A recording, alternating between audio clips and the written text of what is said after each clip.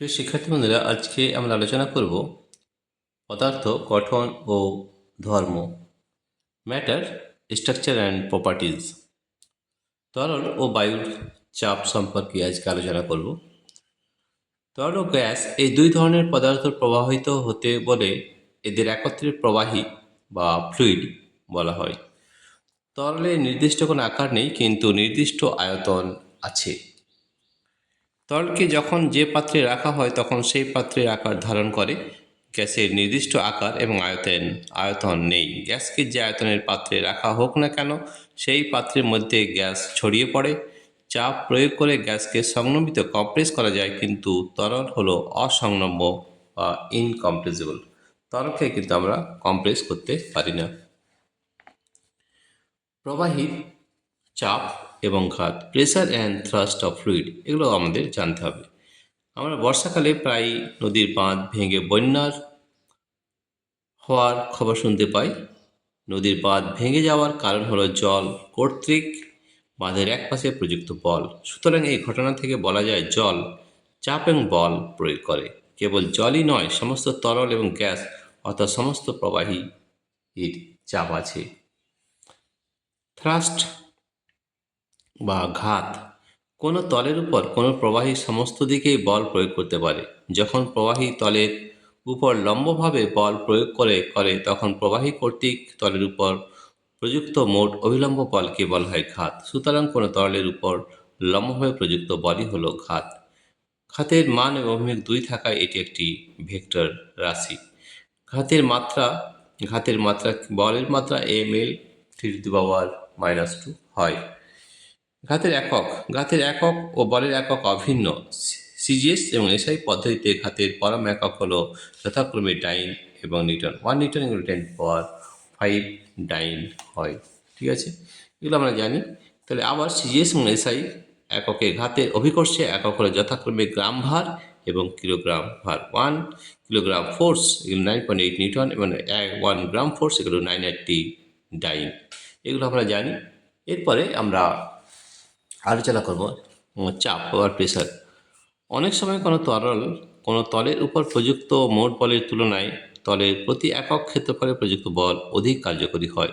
আমরা যখন সমতল রাস্তায় হেঁটে যাই তখন পায়ে ব্যথা অনুভব করি, কিন্তু আমরা যখন পাথরের টুকরোর উপর দিয়ে হেঁটে যাই তখন পায়ে বেশি ব্যথা লাগে। কারণ সমতল রাস্তার উপর হাঁটার সময় আমাদের দেহের ওজন পায়ের মোট ক্ষেত্রফলের উপর ক্রিয়া করে, কিন্তু পাথরের টুকরোর ওপর দিয়ে হাঁটার সময় আমাদের দেহের মোট ওজন পায়ের খুব অল্প ক্ষেত্রফলের উপর ক্রিয়া করে। একই কারণে ছুরির ধারালো প্রান্ত দিয়ে কোনো বস্তুকে সহজে কাটা যায়, কিন্তু ভোঁতা প্রান্ত দিয়ে অত সহজে কিন্তু কাটা যায় না। এই আলোচনা থেকে ভালোভাবে বোঝা যায় অনেক ক্ষেত্রে বলের কার্যকারিতা একক ক্ষেত্রফলে প্রযুক্ত বল দ্বারা ভালোভাবে প্রকাশিত হয়। এটি কিন্তু আমাদের চাপ। কোনো তলের উপর কোনো তলের প্রতি একক ক্ষেত্রফলে লম্বভাবে প্রযুক্ত বলকে চাপ বলা হয়। চাপ হলো একটি স্কেলার রাশি। চাপের মাত্রার সংকেত হচ্ছে m(l⁻⁻1 (2)। চাপের একক সিজিএস পদ্ধতিতে চাপের একক হলো ডাইন পার সেন্টিমিটার স্কোয়ার এবং এসআই পদ্ধতিতে চাপের একক হলো নিউটন পার মিটার স্কোয়ার বা পাস্কেল। আমরা বলে বেশিরভাগ ক্ষেত্রে আমরা পাস্কেল বলে থাকি। 1 পাস্কেল হলো 10 টাইম পার সেন্টিমিটার স্কোয়ার বা 1 নিউটন পার মিটার স্কোয়ার। চাপ ও ঘাতের মধ্যে সম্পর্ক। কোনো তলের উপর প্রযুক্ত ঘাত হলো তলের উপর প্রযুক্ত চাপ গুণিত তলের ক্ষেত্রফল। ঘাত সমান চাপ গুণিত ক্ষেত্রফল P×A। কোনো বিন্দুতে প্রবাহীর চাপ আমরা কিভাবে নির্ণয় করি সেটা আমরা এখানে থেকে জানব। দেখো, কোনো তলের উপর একটি কঠিন বস্তুকে রাখলে বস্তুটি তার ওজনের দরুন ওই তলে একটি চাপ প্রয়োগ করে। একইভাবে প্রবাহীও তার ওজনের কারণে তলের উপর চাপ প্রয়োগ করে, কিন্তু পার্থক্য হলো এই যে কঠিন বস্তুটি কেবলমাত্র তরলটির উপরেই চাপ প্রয়োগ করে, কিন্তু প্রবাহী সব দিকেই চাপ প্রয়োগ করে। প্রবাহীর মধ্যে কোনো বিন্দুতে চাপের মান আমরা কিভাবে নির্ণয় করি? তাহলে দেখো, প্রবাহীর মধ্যে কোনো বিন্দুতে চাপের মান ধরা যাক স্থির প্রবাহীর মধ্যে কে বিন্দুতে চাপ নির্ণয় করতে হবে। এখানে আমরা একটা কে বিন্দু নেওয়া হয়েছে। এটি প্রবাহীর উপরিতল থেকে এইচ গভীরতায় অবস্থিত। দেখো, এখানে এইচ গভীরতায় আমাদের অপোজিট ধরে নেওয়া হয়েছে। প্রবাহীর ঘনত্ব ধরি রো, কে কেন্দ্র করে একটি অনুভূমিক তল কল্পনা করা হলো। এই অনুভূমিক তলের ক্ষেত্রফল এ। যখন এ ক্ষেত্রফল বিশিষ্ট এবং এইচ উচ্চতা সম্পন্ন একটি প্রবাহী স্তম্ভ কল্পনা করা হলে দেখা যায় এই প্রবাহী স্তম্ভের ওজনই হল অনুভূমিক তলে এ ক্ষেত্রফলের উপর প্রযুক্ত লম্ব বল বা ঘাত। অর্থাৎ প্রবাহী স্তম্ভের ভর এ এইচ ইন্টু রো। প্রবাহী স্তম্ভের আয়তন, তাহলে এটা এই স্তম্ভের আয়তন কত হবে? এ হচ্ছে ক্ষেত্রফল গুণিত এইচ, এটা হচ্ছে আয়তন, তার সঙ্গে রো গুণিত ঘনত্ব, অর্থাৎ এ এইচ ইন্টু রো। ঠিক আছে, প্রবাহী স্তম্ভের ওজন এ এইচ রো ইন্টু জি। জি হচ্ছে আমাদের অভিকর্ষজ ত্বরণ, তাহলে হচ্ছে এম জি, অর্থাৎ ঘাত equal to h rho into g. K বিন্দুতে প্রবাহীর চাপ এফ বাই এ, তাহলে a h rho g by a, তাহলে এইচ রো জি। তাহলে প্রবাহী চাপ আমরা পেলাম গভীরতা গুণিত ঘনত্ব কিন্তু অভিকর্ষজ ত্বরণ, অর্থাৎ পি সমান এইচ রো জি। এইচ হচ্ছে height of the liquid, rho হচ্ছে density of the liquid, and g হচ্ছে অ্যাক্সিলারেশন ডিউ টু গ্র্যাভিটি। তাহলে p equal to h rho g আমরা পেলাম। অপরের সমীকরণ থেকে দেখা যায় যে প্রবাহীর মধ্যে কোনো বিন্দুতে চাপ নিম্নলিখিত রাশিগুলির সঙ্গে সমানুপাতিকভাবে পরিবর্তিত। প্রবাহীর মুক্ততল থেকে ওই বিন্দুর গভীরতা এইচ হাইট, প্রবাহীর ঘনত্ব রো এবং অভিকর্ষজ ত্বরণ জি।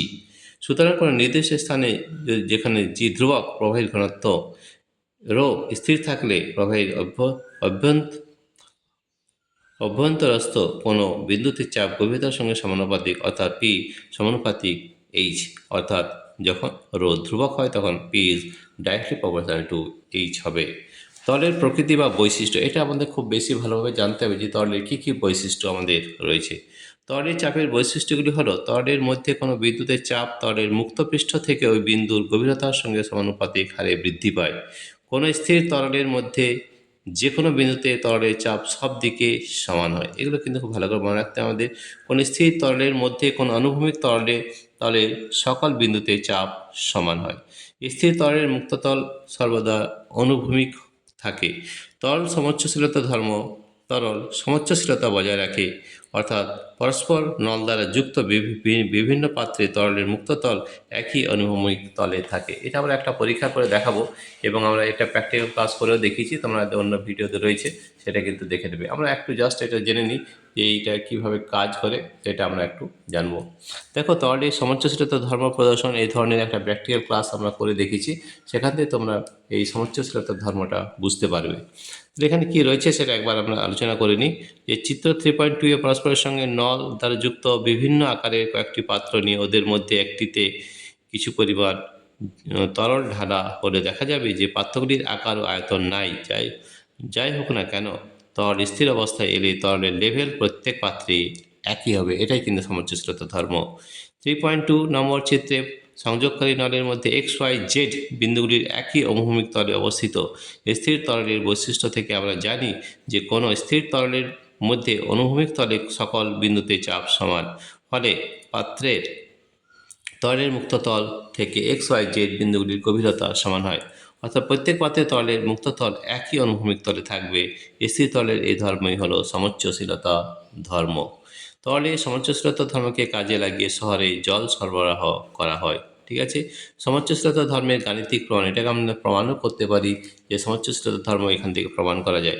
ধরা যাক কোনো তরলের উপরিতল একটি বক্রতল, তরলের অভ্যন্তরে একই অনুভূমিক তলে x1 এবং x2 বিন্দুতে তরলের চাপ p1 ও p2, অর্থাৎ p1 equal to h1 rho জি, p2 equal to h2 rho জি। রো তরলের ঘনত্ব। এখন একই অনুভূমিক তলে তরলের প্রত্যেক বিন্দুতে চাপ সমান হয়, অর্থাৎ p1 ইকুয়াল টু p2 হবে, তাহলে h1 rho g equal to h2 rho g, অর্থাৎ h1 ইকুয়াল টু h2। এর থেকে প্রমাণিত হলো যে তরলের উপরিতল সর্বদা একই উচ্চতায় থাকবে, অর্থাৎ সমতল হবে। দেখো, এটা কিন্তু আমরা প্র্যাকটিক্যাল ক্লাস করে দেখিয়েছি সমোচ্চশীলতা ধর্ম কীভাবে কাজ করে, সেটা কিন্তু আমরা প্র্যাকটিক্যাল ক্লাসে করে দেখেছি। ঠিক আছে, এর পরের ভিডিওতে আমরা বায়ুমণ্ডলের চাপ নিয়ে আলোচনা করব। প্রিয় শিক্ষার্থী বন্ধুরা, তোমাদের যদি এই ভিডিওটি ভালো লেগে থাকে তাহলে প্লিজ সাবস্ক্রাইব, লাইক ও শেয়ার করবে। Thank you everybody for watching this video.